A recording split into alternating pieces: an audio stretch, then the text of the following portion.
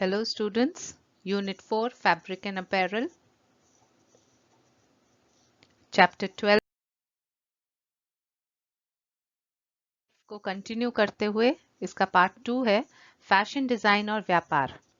पिछले पार्ट 1 में हमने फैशन डिजाइन क्या होता है, मर्चेंडाइजिंग क्या होते हैं, फैशन साइकिल किसे कहते हैं, फैशन के कुछ मुख्य टर्म्स, टर्मिनोलॉजी ऑफ फैशन, ये सब किया था।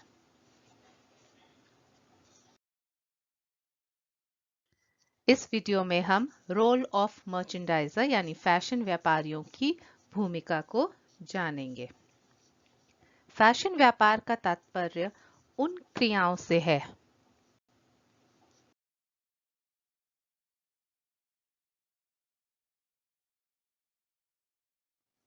जैसे हम पहले भी पढ़ चुके हैं, वे सभी क्रियाएं जिसके अंतर्गत किसी फैशन संबंधी उत्पाद की बिक्री बढ़ाने के उद्देश्य से सही समय, सही स्थान, उचित मूल्य और उपयुक्त प्रचार संबंधी योजनाएं बनाई और अपनाई जाती हैं।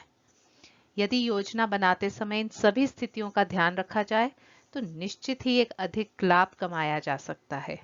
तो जो फैशन व्यापारी या मर्चेंडाइजर है, वह जो है चारों स्टेप्स पे यानी मैन्युफैक्चरिंग से लेकर सेलिंग तक, निर्माण से लेकर उसके विक्रय तक, हर स्टेप में उसकी एक इम्पॉर्टेंट भूमिका होती है। तो जब हम बात करते हैं एक मर्चेंडाइजर की यानी व्यापारी की, तो उसकी मुख्य भूमिका पहली हम पढ़ेंगे विनिर्माण यानी मैन्युफैक्चरिंग में।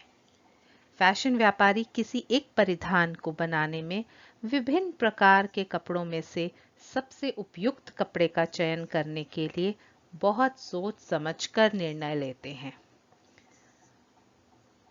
इसके लिए उनमें वस्त्र के ऐतिहासिक और सामाजिक और सांस्कृतिक महत्व की समझ होनी चाहिए, ताकि वह किसी डिजाइनर की रचनात्मक सोच और कल्पना को वास्तविकता में बदलने में मदद कर सके।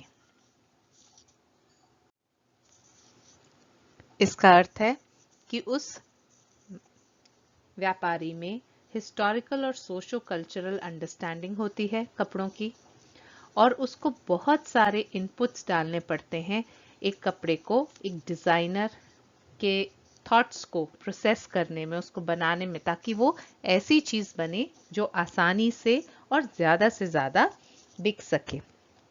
अपने कपड़े और परिधान निर्माण संबंधी ज्ञान का उपयोग करते हुए एक फैशन व्यापारी डिजाइनर द्वारा तैयार किए गए डिजाइन को परिधान का रूप देने के लिए सबसे बेस्ट विकल्पों और विधियों का चयन करते हैं।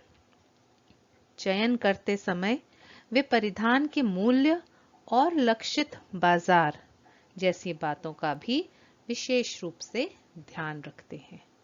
वे सोच समझ के काम करते हैं कि जो डिजाइनर ने परिधान का डिजाइन बनाया है उसका निर्माण कैसे किया जाए कि वो टारगेट ग्रुप को आसानी से सही मूल्य पर मिल सके, उसके लिए यूज हो सके।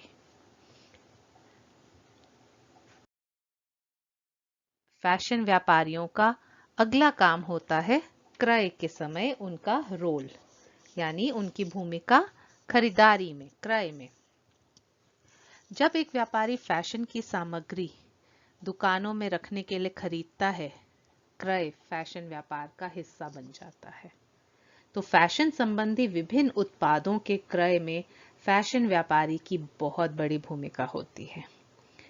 एक फैशन व्यापारी ही ज्यादातर फैशन सामग्री को संबंधित दुकानों पर रखने और बेचने के लिए देख परख के उचित मोल भाव करके खरीदता है। इसके लिए जरूरी है कि फैशन व्यापारी को फैशन की वस्तुओं के अपने लक्षित बाजार यानी अपना टारगेट मार्केट, उसकी पूरी जानकारी होनी चाहिए, और साथ ही उसे प्रचलित फैशन का विश्लेषण यानी जो ट्रेंड चल रहा है, प्रचलित फैशन यानी जो आजकल फैशन ट्रेंड चल रहा है, उसका विश्लेषण यानी एनालिसिस और पूर्वानुमान यानी फोरकास्ट लगाने में भी उसकी निपुणता होनी चाहिए। फोरकास्ट से हम समझते हैं कि आगे क्या चलेगा, कितने समय आज का चलता हुआ फैशन चलने वाला है और आगे आने वाला फैशन कैसे होगा। आपने सुना होगा फैशन फोरकास्टिंग के बारे में।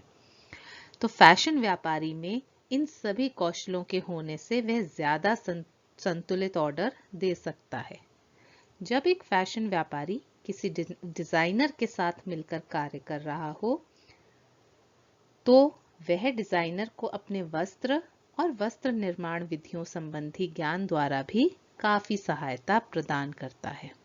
तो डिजाइनर के साथ काम करते समय एक मर्चेंडाइजर अपनी एक्सपर्टीज डिजाइनर की साथ शेयर करता है, अपने टेक्सटाइल्स और फैब्रिक्स की जानकारी डिजाइनर के साथ शेयर करता है, जिससे डिजाइनर को अपने डिजाइन्स बनाने में और ज्यादा मदद मिलती है।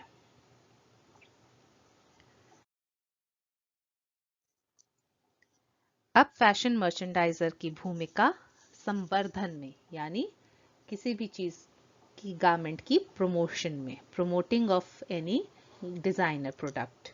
जब भी कोई फैशन व्यापारी किसी डिजाइनर के लिए काम करता है तब उसकी पहली प्राथमिकता यह होती है कि वह डिजाइनर के उत्पादों को ऐसी दुकानों तक पहुंचाए जहां उसे अधिक से अधिक खरीदार प्राप्त हों, यानी उस दुकान में खरीदारी करने के लिए आने वाले ऐसे लोगों की संख्या अधिक हो जो उस फैशन सामग्री को खरीदना पसंद करें और उनकी कीमत चुकाने में सक्षम हो। इसके लिए फैशन व्यापारी को रचनात्मक सोच, प्रबल व्यापारिक कौशलों यानी उसकी मर्चेंडाइजिंग स्किल्स जो है, विजुअल मर्चेंडाइजिंग स्किल्स बहुत अच्छी होनी चाहिए, रचनात्मक सोच होनी चाहिए और उत्पादन संबंधी कौशलों में निपुणता होनी चाहिए।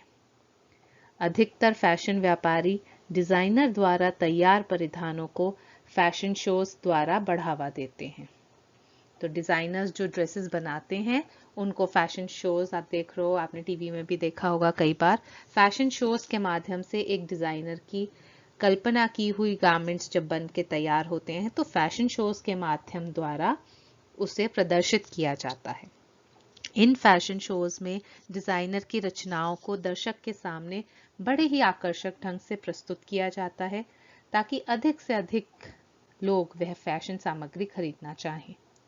इसके अतिरिक्त फैशन व्यापारी डिजाइनर के कपड़ों के लिए नए लक्षित बाजार भी ढूंढते हैं, टारगेट मार्केट्स ढूंढते हैं, जहां डिजाइनर के उत्पादन को बेचने के लिए रखा जा सके, जैसे कि बड़े बड़े शोरूम्स हो गए या अलग से कुटूर शॉप्स हैं।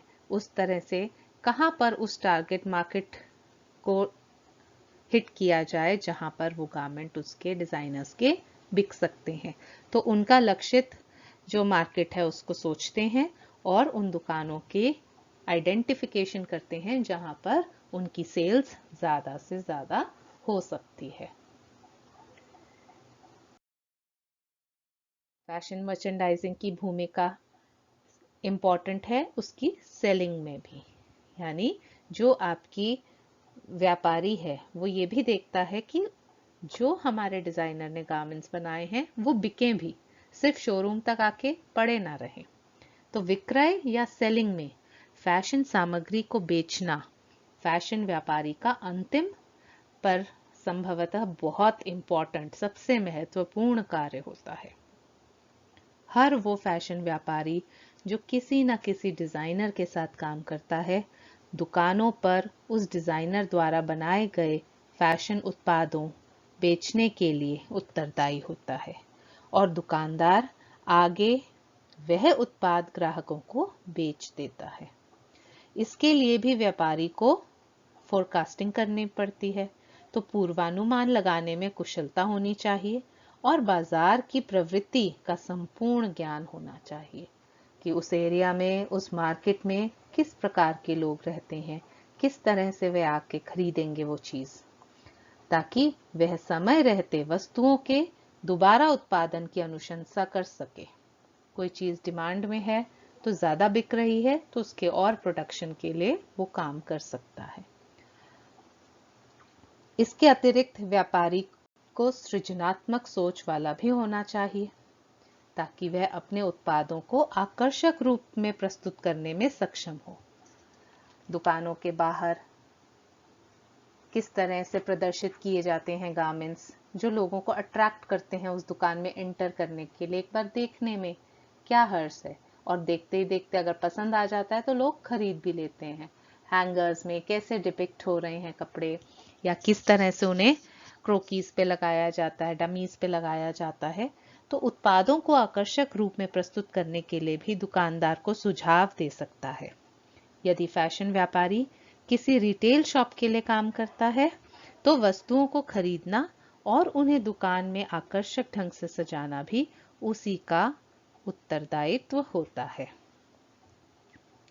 तो हमने ये 4 मेन स्टेप्स कर लिए फैशन व्यापारी की भूमिका के, जो फैशन व्यापारी कार्य करता है डिजाइनर के बनाए हुए वस्त्रों को मार्केट में बेचने तक का, ताकि उसके डिजाइन किए गए वस्त्र मार्केट में लोगों तक पहुंच सके।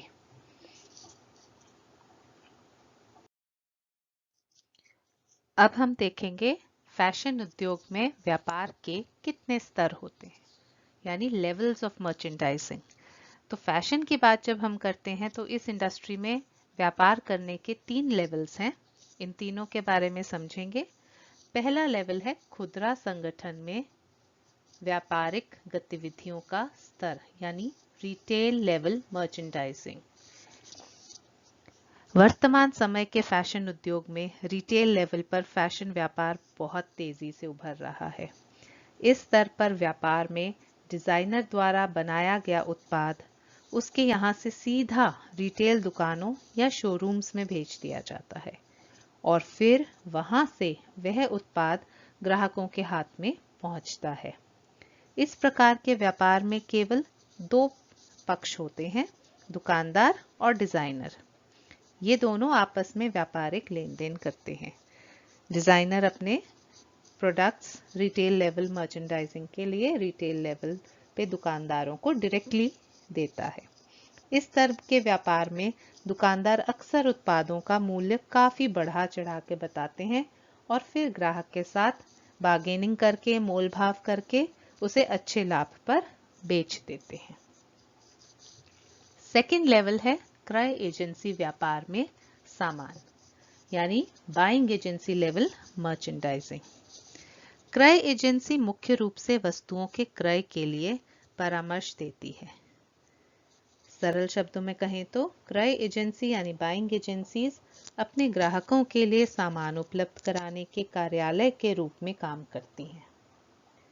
क्रय एजेंसियों के माध्यम से खरीदना सबसे अधिक निर्यातकों के लिए लाभदायक रहता है, क्योंकि यह लागत और समय की पर्याप्त बचत करता है।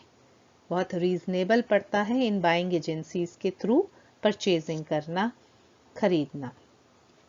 क्रय एजेंट जो होते हैं उनका क्या रोल होता है, उनका उत्तरदायित्व विक्रेताओं की पहचान करना, मूल्य का मोल भाव करना, बनते समय गुणवत्ता की जांच करना, और ग्राहक को भेजने से पहले गुणवत्ता की पूर्ण जांच करना होता है।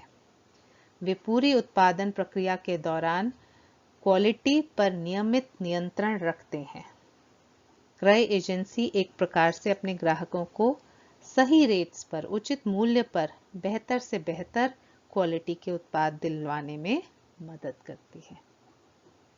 थर्ड लेवल हमारे मर्चेंडाइजिंग में है निर्यात उद्यम में व्यापारिक गतिविधियां, यानी एक्सपोर्ट हाउस लेवल पर मर्चेंडाइजिंग। एक्सपोर्ट का मतलब आप जानते हैं, जो चीजें बनकर बाहर जा रही हैं। इस प्रकार के व्यापार को समझने के लिए पहले निर्यात उद्यम में व्यापारी की भूमिका को समझना पड़ेगा। किसी भी निर्यात उद्यम में मुख्य रूप से 2 प्रकार के व्यापारी होते हैं। पहला होता है क्रय एजेंट यानी बाइंग मर्चेंडाइजर, और दूसरा है उत्पादक व्यापारी यानी प्रोडक्शन मर्चेंडाइजर। इनमें से जो बाइंग मर्चेंडाइजर है वो आयातक और निर्यातक यानी इंपोर्टर और एक्सपोर्टर के बीच एक लिंक का काम करता है, और ये सुनिश्चित करता है कि तैयार किया जा रहा उत्पाद निर्यातक यानी एक्सपोर्टर द्वारा दिए गए निर्देशों और मानकों के अनुरूप हों। यानी एक्सपोर्ट होता है, जो भी चीजें एक्सपोर्ट की जाती हैं तो निर्यातक जो होते हैं वो कुछ स्टैंडर्ड्स देते हैं उनको फॉलो करना बहुत ज़रूरी होता है, अदरवाइज एक्सपोर्ट जो भी माल बनता है वो रिजेक्ट भी हो सकता है। जबकि उत्पादक व्यापारी कच्चे माल के सप्लायरों और तैयार माल के उत्पादक के बीच एक लिंक का काम करते हैं और ये सुनिश्चित करते हैं कि ऑर्डर जो है वो समय पर तैयार हो और खरीदार की आवश्यकताओं के अनुरूप हो। तो ये 3 लेवल्स हैं मर्चेंडाइजिंग के, जिसको समझना बहुत ज़रूरी था। अब ये सभी मर्चेंडाइज जो हैं वो तैयार हो गए और व्यापार में है। अब इस व्यापार के लिए एक मार्केट की भी तो आवश्यकता है, मार्केट जहां पर ये सारी चीजें बिकेंगी। अब इस मार्केट के बारे में हम डिटेल में पढ़ेंगे अपने इस पाठ के अगले वीडियो में, यानी पार्ट 3 में।